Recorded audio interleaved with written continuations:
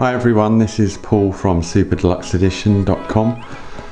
Just having a look at the second of the two Kate Bush remastered CD box sets. The remasters are basically finished off with this second CD box set, but there's two vinyl boxes that do the same job. Now the style is very much in keeping with the previous one. There isn't a bloke naked spinning on a office chair, but there is a bloke with a bird on his head, naturally enough. A nice little bit of design detail on the top of this box. You get the aerial sound wave pattern. On the original box you get this, a little bit different. This is thinner as well. If you look at the second box, it's thinner in terms of the girth, just because there's a little bit less going on. The bottom's more or less identical. Kate does like the kind of underwater before the dawn pattern, so she's used that again on this CD box set, just as she did with the first box, as a reminder. So what have we got in this box set then? We've got Kate's, in quotation marks, comeback album of 2005, Ariel, which is a double album. We've got the two albums that were released in 2011. They are Director's Cut, which was Kate's own reworkings of songs from The Red Shoes and The Sensual World, and the 50 Words for Snow album, which is to date Kate's last studio album, so that's 7 years old now. We've also got Before the Dawn, controversially in a way, because Before the Dawn wasn't included in the vinyl box set, so artists go to great lengths to justify why they've left out tracks so that it's the same on vinyl and CD. But Kate and Warner's and the record company and her management and whoever's made the decision has decided that Before the Dawn should go in the CD box but shouldn't go in the vinyl box set. Now that's a little bit of a controversial decision. I think it shouldn't have been in either box set because it's a live album. It only came out 2 years ago. Do we need to really buy it all over again? I don't think we do. It certainly doesn't need remastering. In fact, I'm sure it hasn't been remastered. But we do have it here in this box set. And the final exciting bit, the reason really you have to buy this box set if you're a Kate Bush fan, is you get, I think this is a 4-disc bonus set called The Other Sides, which is all the remixes, B-sides, covers, etc. So we'll have a look at that in a minute. I think I mentioned the previous video that I don't really agree with the idea of putting all the juicy material in this box set, because it does kind of make fans have to buy both, and there's a lot of stuff here which feels relatively recent, and as we'll see in a minute, the packaging hasn't changed much either, so it's another reason to feel maybe a little bit ripped off. But so here is the box. We're going to just go through one by one, have a quick look, and then I'll take you through the vinyl after that as well. Quick recap from the first box. All the albums came packaged as these little digipacks, 6-panel digipacks. They're called 6-panel these because 1, 2, 3, 4, 5, 6. CD, booklet, a little bit dull, but there was some consistency because every album was packaged like this. Now with the second box, usefully called Kate Bush Remastered Part 2, for the second box there isn't, that whole digipack thing goes out the window. Let's go through the albums one by one. So Ariel, now it's quite disappointing because the packaging is identical to the original packaging, so lots of Kate Bush fans who are in the market, the natural market for this box set, people will already own these albums. People will already own Ariel on CD. They'll remember this packaging. It's like a card wallet style. 2 discs, booklet, and it's exactly the same. Nothing's changed. And the only reason for doing that is because it's easier, it's cheaper. The person who designed this originally, they just get their InDesign or their Quark Express documents, go into it, make a few little updates, put 2018 instead of 2005. They add the line about the remastering, James Guthrie and Joe Plant, and Bob's your uncle. Press the new discs and that's it. No worrying about new artwork, new repurposing old artwork in a new way. So it's not consistent with the previous remastered Volume 1 box set. And the same goes, and this is a common theme, so the same goes with Director's Cut. So we've had the Digipack, we've had, in the first box, we've had the aerial as the card wallet.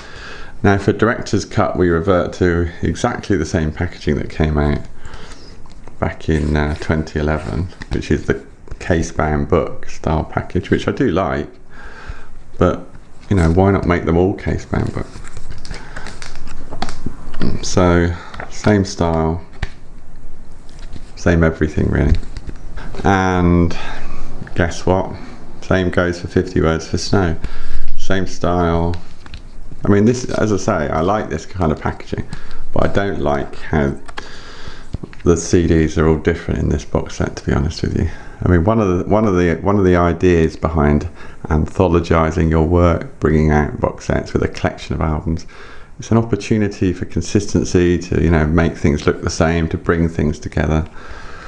And Kate, I'm afraid, has been guilty a little bit of what she did with the This Woman's Work box set, because if you recall, the CDs in This Woman's Work back in 1990 or whenever it was when it came out, they just bunged in existing CDs, you know, the Fame CD for Lionheart, and you know, there was no effort made to you know, repackage them and make them look good.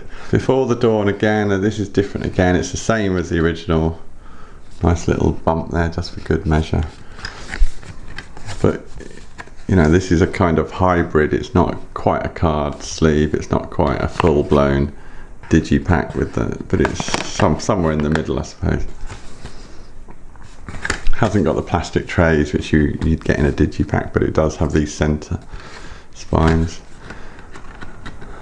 This is, of course, this is 3 CDs on CD. The vinyl is 4 LPs. I'm sure that was part of the decision why they weren't going to include that.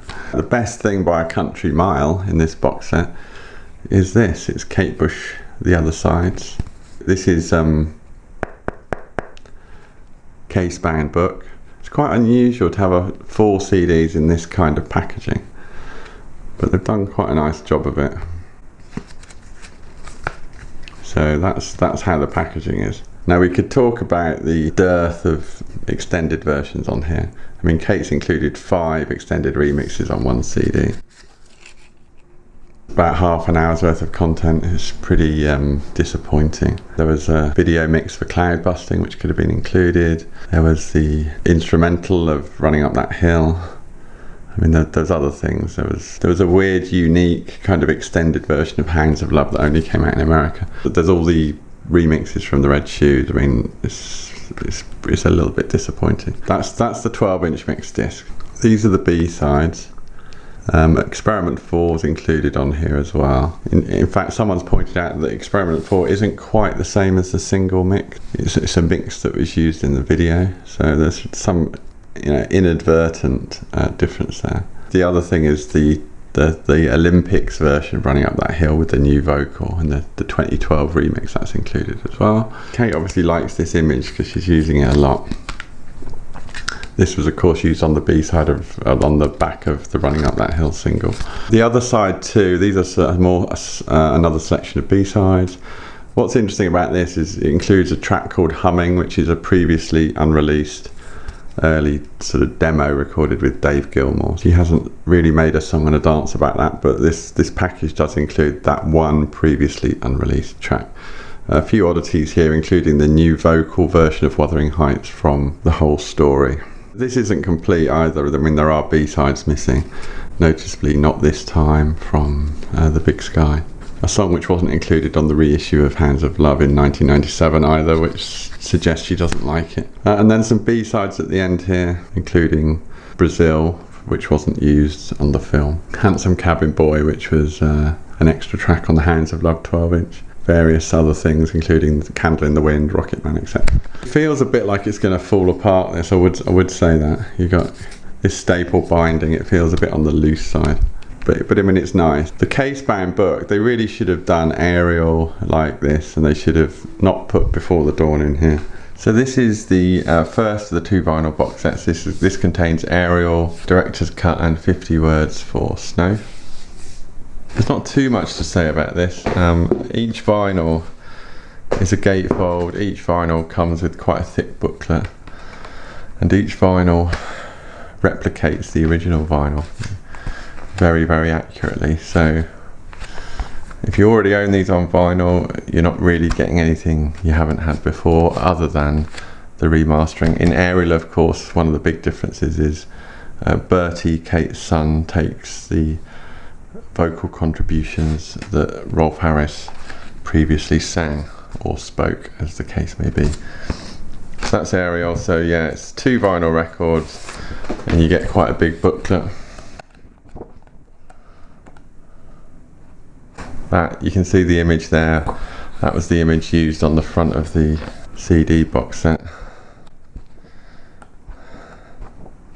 And that image is obviously used on the front of the 4th, actually, of the 4 vinyl boxes. Same thing with Director's Cut, gatefold, and another big booklet. This is where Kate gets into her stride. This is where she started Fish People, the label. So all the imagery in here is kind of the bizarre sort of Fish People imagery, which we've come to know and not love. And the 3rd album, I mean, this is Kate's last studio album, as I mentioned earlier, is the rather beautiful 50 Words for Snow. I really like the artwork for this record, and I really like the record, actually. Same thing, 2 double LP, so it's 6 records in this box set. And another booklet here.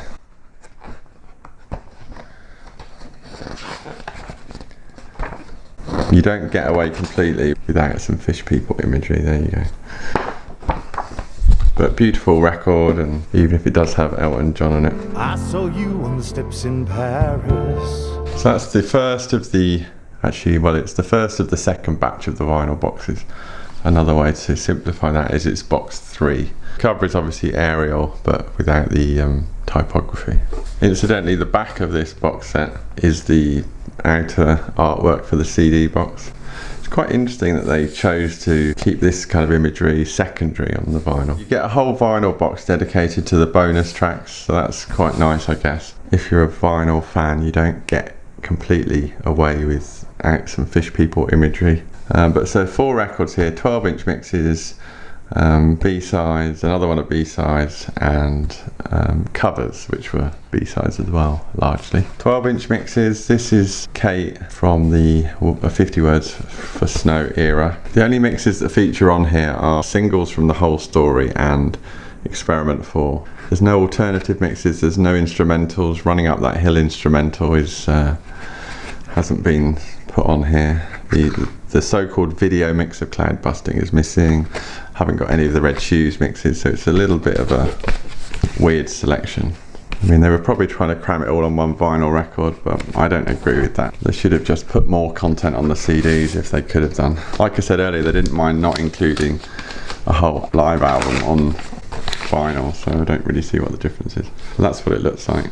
12-inch mixes. Now these are the B-sides. When you consider some of the beautiful Kate imagery, especially from the Running Up That Hill kind of Hands of Love era, the front cover to the single, the Hands of Love, especially the 12-inch, is absolutely amazing. It might have been nice for them to have utilised some alternative artwork. I mean, you've got 2 records here with effectively the same cover. A few eagle-eyed fans have spotted that the eye on If I Only Could, has the KT Bush Band symbol. Quite a nice little touch from Kate. So these 2 vinyl records contain a selection of B-sides. I mean, it's not a bad selection. The thing is, it's not complete, it's not comprehensive.